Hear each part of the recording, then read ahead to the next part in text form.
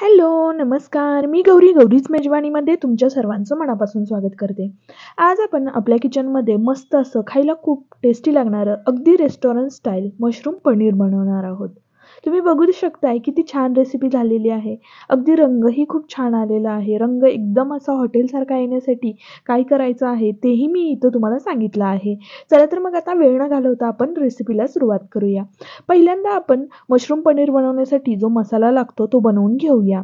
मसाला बनवण्यासाठी कढईमध्ये तेल गरम होण्यासाठी ठेवायचं आहे.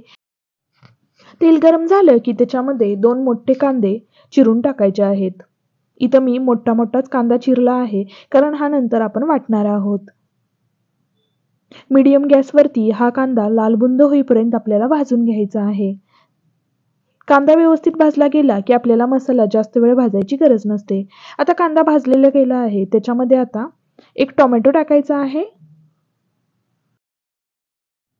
आणि टोमॅटोही आपल्याला व्यवस्थित भाजून घ्यायचा आहे. अगदी मऊसूत टोमॅटो झाला की मग आपण ह्याच्यामध्ये मसाले टाकणार आहोत. आता टोमॅटोमुळे पाणी सुटलं आहे. आता हे पाणी थोडंसं सुकून द्यायचं आणि त्याच्यामध्ये 6 ते 7 काजू, दालचिनी, 1 चक्री फूल, 2 लवंगा, 2 मिरे आणि 2 वेलची टाकायच्या आहेत. हे सर्व टाकल्यानंतर आपण पुन्हा हे व्यवस्थित परतवून घेणार आहोत.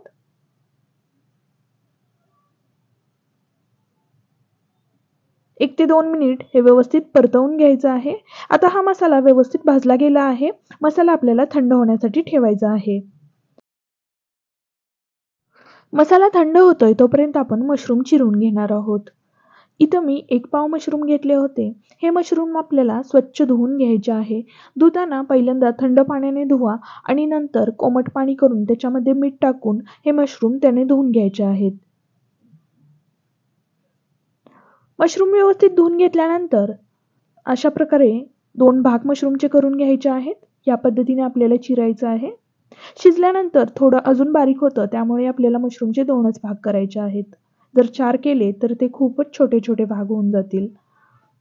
तर आता हे मशरूम मी चिरून घेतलेलं आहे आणि त्याचबरोबर 1 पाव मशरूम घेतलं होतं, त्यासाठी मी अर्धा पाव पनीर घेतलं. तुम्ही 1 पाव मशरूमसाठी 1 पाव पनीरही घेऊ शकता, पण इथं मला पनीर कमी हवं होतं.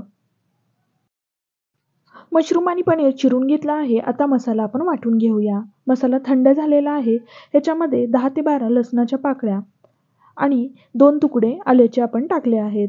आता हा मसाला मी वाटून घेतला. इथं मसाला वाटताना पाण्याचा वापर मी केलेला नाहीये, पण तुम्हाला जर गरज वाटत असेल तर तुम्ही थोडं पाणी वापरू शकता. आता गॅसवरती कढई ठेवली आहे. कढईमध्ये आपल्याला तेल घ्यायचं आहे. तेल चांगलं कडकडीत गरम झालं की त्याच्यामध्ये जिऱ्याची फोडणी द्यायची आहे. जिरे चांगले तडतडले की आपण जो बारीक करून घेतलेला मसाला आहे तो ह्याच्यामध्ये टाकायचा आहे. आणि ह्या मसाल्याला थोडं तेल सुटेपर्यंत आपल्याला भाजायचं आहे. मसाला मगाशी आपण व्यवस्थित भाजून घेतल्यामुळे इथं जास्त वेळ आपल्याला मसाला भाजायची गरज नसते. अगदी 3 ते 4 मिनिटं मसाला भाजल्यानंतर याच्यामध्ये मी 3 चमचे लाल तिखट टाकलं आहे.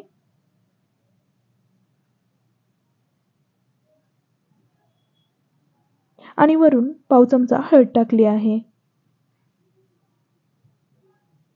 त्याचबरोबर चवीनुसार आपल्याला मीठ टाकायचं आहे. आणि हा मसाला आपल्याला पुन्हा व्यवस्थित हलवून घ्यायचा आहे. आता हा मसाला अगदी मिनिटभर परतवायचा आणि मग ह्याच्यामध्ये जे आपण चिरून घेतलेले मशरूम होते ते टाकायचे आहेत. आपल्याला मसाल्यामध्येच मशरूम व्यवस्थित भाजून घ्यायचे आहेत. मसाल्यामध्ये मशरूम भाजल्यामुळे जो मशरूमचा कच्चापणा आहे तो निघून जातो. त्यामुळे आपल्याला मसाल्यामध्ये मशरूम ह्या पद्धतीने परतवून घ्यायचे आहेत. मशरूम टाकल्यानंतर 2 ते 3 मिनिट हे मशरूम व्यवस्थित आपल्याला या मसाल्यामध्ये भाजून घ्यायचे आहेत. त्यासाठी मी ह्याच्यावरती झाकण ठेवून 2 मिनिटं हे मशरूम वाफवून घेतले आहेत. आता हे मशरूम व्यवस्थित भाजले गेले आहेत. हे पुन्हा व्यवस्थित परतवून घ्यायचे आहेत.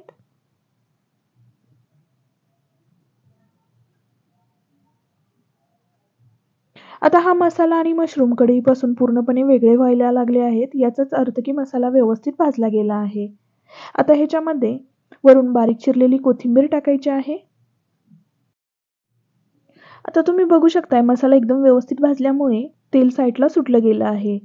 असं तेल सुटलं की समजून जायचं की आपला मसाला व्यवस्थित भाजला गेला आहे. आता ह्याच्यामध्ये मी 1.5 ग्लास पाणी ओतलं आहे. पाणी ओतल्यानंतर हे व्यवस्थित मिक्स करून घ्यायचं आहे. मला इथं पाणी थोडं कमी वाटतंय, जास्तच घट्ट अशी ग्रेव्ही वाटते, म्हणून मी अजून थोडं पाणी इथं ओतत आहे.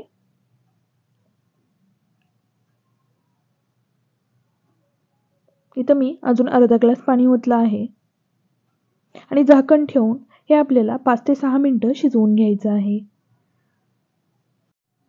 आता मगाशी मसाला भाजताना आपण तेल कमी टाकलं होतं, कारण की आपण हॉटेलसारखा कलर येण्यासाठी वरून आपण ह्याला एक तडका देणार आहोत.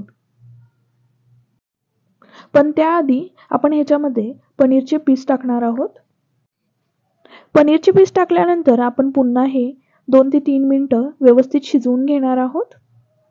आता हे व्यवस्थित शिजतंय तोपर्यंत आपण एक तडका बनवून घेऊया. तडका बनवण्यासाठी तडका पॅनमध्ये इथं 3 चमचे तेल घ्यायचं आहे. तेल चांगलं गरम झालं की त्याच्यामध्ये 1 चमचा काश्मीरी लाल मिरची पावडर टाकायची आहे. ह्याच्यामुळे कलर एकदम हॉटेलसारखा येतो. पण ही मिरची पावडर जास्त तिखट नसते, त्यामुळे कलरसाठी हिचा आपण यूज करतो. तर आता तडका तयार झालेला आहे आणि इकडं पनीरचे पीसही शिजले गेले आहेत. आता वरून आपल्याला हा तडका टाकून द्यायचा आहे. तडका टाकल्यानंतर पुन्हा बारीक चिरलेली कोथिंबीर टाकायची आहे आणि फक्त मिनिटभर आपल्याला गॅस सुरू ठेवायचा आहे आणि पुन्हा गॅस बंद करायचा आहे. तर तुम्ही बघू शकताय किती छान रेसिपी झालेली आहे. ही मशरूम पनीरची भाजी अगदी खायला खूप टेस्टी झाली होती आणि तुम्ही बघू शकताय रंगही किती छान आला आहे. आता ही भाजी मी बाउलमध्ये काढून घेते.